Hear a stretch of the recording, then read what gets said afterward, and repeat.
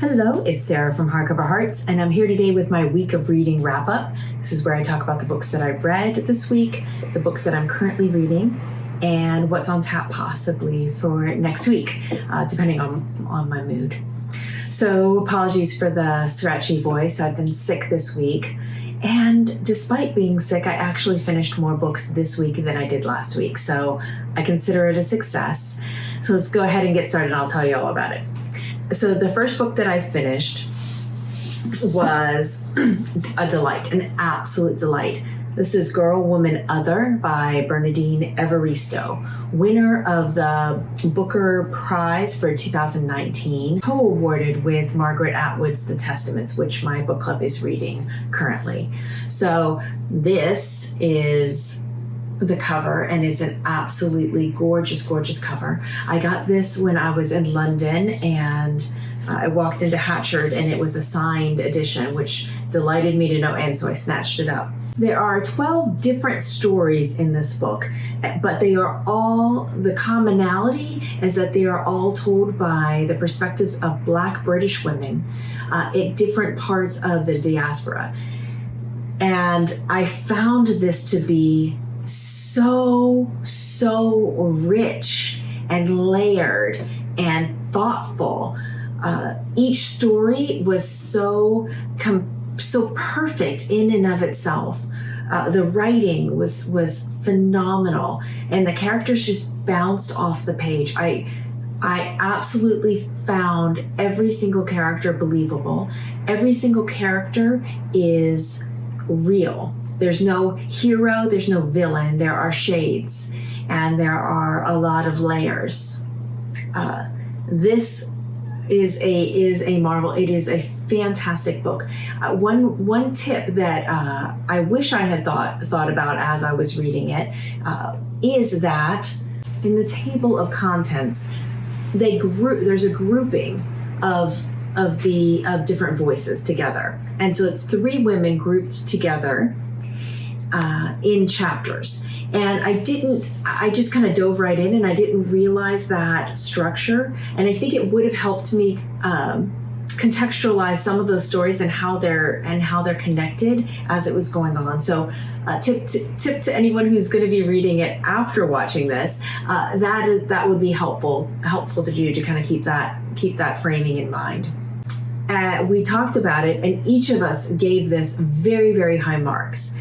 And one of my kind of nits or nuances about how I grade things is that I reserve 5 for a book that I am willing to come back to and reread because it gave me so much, and it was so rich. I gave this a 4.5, which I think I undervalued it only because I don't feel like I need to come back to it, because she gave me so much, and the reading was such an immersive experience that I have these characters really deeply in my psyche. Like, I know these characters. I don't think I'm going to forget this book. So, but with Goodreads, anytime, there is no 4.5, so it bumped up to 5, which I'm perfectly happy with. This is a remarkable book. I highly recommend it. I think it's a fantastic, really beautifully told story. So yeah, great first start. Then I completed The Little Drummer Girl by John le Carré. And I'm still thinking about this book because there's a lot here. It's a meta story. So we really have 2 perspectives. We have the perspective of this omniscient kind of looking over how the Israeli Secret Service are putting together this plot to find a mastermind of recent spate of bombings, that they've been really actively searching and trying to find this guy. So you've got that altitude, and you see all the players and how it's all being crafted and put into place. Then you have someone who's in the middle who's a pawn being moved on this chessboard, and she is a woman who has been identified and is being crafted and brought into the fold to be kind of the bait for this terrorist. and we have her perspective through this. And it was such an interesting read. I thought that those dual perspectives really give you a new way to look at the typical spy novel. Now, of course, this is a very old book, so this is a very backlisted book. So I say new way. I'm surprised more books haven't tried to do this, but they may not have tried it because I can imagine this to be very, very difficult to do. I thought it was phenomenally written, very rich, very propulsive. And I don't usually read a lot of thrillers, but I could see everything. Everything was very visual, and his language and use of language and descriptors and setting scenes was fantastic. His pace and tension was wonderful as well. And then I think what he did in this book exceptionally well was the motivations and the reactions and those deeper layers that are in these characters' minds. And there's some other characters that we get their points of view, but fundamentally, it's those main stories. So I'm still thinking about it. I gave it a 4-star. I thought it was really well done. I think I'm going to go back and read some reviews of this to see how it was received when it was put out, because I could see this being a revolutionary book for its time. Then, next up, I read something for Read German Books 2020. This is a book called Baba Junta's Last Love, and this is by Alina Bronsky. Now, I had found this book, I think through a digital sale or something, and thought it looked really interesting, and so grabbed it. I mean, $1.99, you can't really go wrong. And so I was happy to have a reason to jump into it. And it started with the thing that I love maybe most right now in books, and that is an old lady narrator. So the protagonist in the story is an old woman. She is a mother and a widow. Her children are old and have left the home and have their own children and their own lives. She is very independent, has lived in her home for many, many years, and it just so happens that her home is in the zone that was radiated after the Chernobyl explosion. So she is actually returned to the fold, returned to her home after many people refused to go back to this village. And instead of picking a different home that may be bigger, grander, because nobody's coming back to this village, she goes back to her spot. And so it's about her and her life and the small community of few people who've decided to come back, and because they either have nowhere else to go, they're depressed, they're lonely, they feel that this community is their community, whether it's poisonous or not. And there's a situation that takes place where new people come into the community, and there's a young girl and a man, and immediately people are very concerned because the girl's healthy. And so they all recognize that they're willing to take the risk because they're old or already sick or for whatever reasons, but they can make those choices with their autonomy because they're adults, whereas it's not right for this child to be brought here. So things ensue, and I won't say any more about that, but I found this to be a fantastic book and right in line with everything that I love about old cranky women irascible narrators. So I gave that 4 stars. And then I won't talk too much about this because I want to save this for my In Real Life Book Club conversation, but I did the audiobook of Margaret Atwood's The Testaments. And so this is the follow-up to The Handmaid's Tale. It's actually called Handmaid's Tale number 2. And let's just say that I've done it. I don't think it holds a candle to Girl, Woman, Other. So I will say that. Next up, this is kind of a spillover from last month's wonderful and fantastic Cloak and Dagger Christmas read-along. where people read mysteries through the month. I had this one book that it was still on loan from the library that I wanted to get to because I've heard Mel at Mel's Bookland Adventure rave about this author, and I just didn't want. I just got greedy and I didn't want this book to I didn't want to not read it before it went back to the library. So it's This Side of Murder. It's a Verity Kent mystery, and it's #1, and it's by Anna Lee Huber. This was fantastic. If this is any indication of how the series is going to go, I'm all in. A lot of times, the very first book in a new series takes a long time to kind of set up and give you a backstory, make sure that you know the characters and the motivations and all of this kind of thing. This just dropped you right in, and you kind of developed an understanding of who our main protagonist is, Verity Kent, as you're going along. And I just thought it was fantastic. The pace was great. The mystery was wonderful. There was enough intrigue. The time frame was fantastic.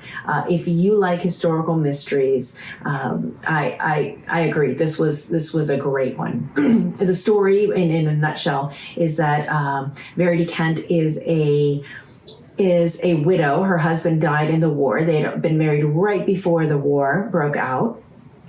And this is, I think, World War II. It was World War II, right before the war broke out. And she's invited to this engagement party. She tried to say no. She didn't want to go because she's really not, even though it's been a year and a half since her husband died, she really is still not trying to be social. She's still in mourning and just doesn't want to have to deal with any of it. But she receives this mysterious letters that pulls her in by claiming that something about her husband, and that she will only know if she shows up to this event. So it was just a clever setup, really great characters. I found Verity Kent to be fantastic, really smart. She used to work for the spy service, and so I love a really smart, complex woman. So fantastic on that front. So really recommend that one. Now let's talk about what I'm currently reading. I'm so poorly behind in Wolf Hall. I mentioned that I was sick, hence the voice. I was so sick last weekend that I only got a few things read, but then I was out.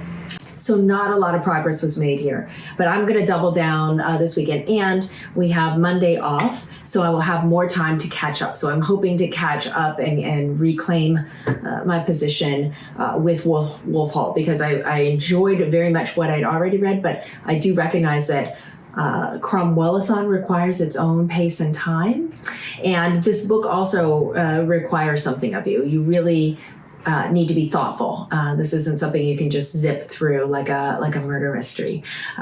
So I plan on giving this its due attention this weekend. I'm also still continuing to listen to Thomas Cromwell, A Revolutionary Life. This is by Dermot McCulloch. Really good. I haven't picked it back up because I'm trying to, I have a feeling that this is just going to continue for the 3 months that we read the Cromwell saga from Hilary Mantel. And then I am also reading Wives and Daughters by Elizabeth Gaskell. I loved North and South so much that I'm really excited to get into this. So started this, and it's just as wonderful. She is a great writer, and I'm really upset that I didn't know enough about her earlier. And then the library gods gave me a gift. I was granted early access to Cleanness by Garth Greenwell. Now, I read his previous book and found it very, very interesting. His previous book was called What Belongs to You, and I gave it 4 stars when I read it. It's about a man who's living in Bulgaria, in Sofia, and he's a gay man, and he starts a relationship with a rent boy or a young prostitute. And the way he was able to talk about desire and loneliness and and morality on top, and then add to that layers of class and culture and exploitation and all of these things in that book I thought was fantastic, and in a very new way. It was a really great book. And so when I found out that his new book was going to go back to that character and go back to that place, I thought, oh, this could be interesting. And so far it is, whoa.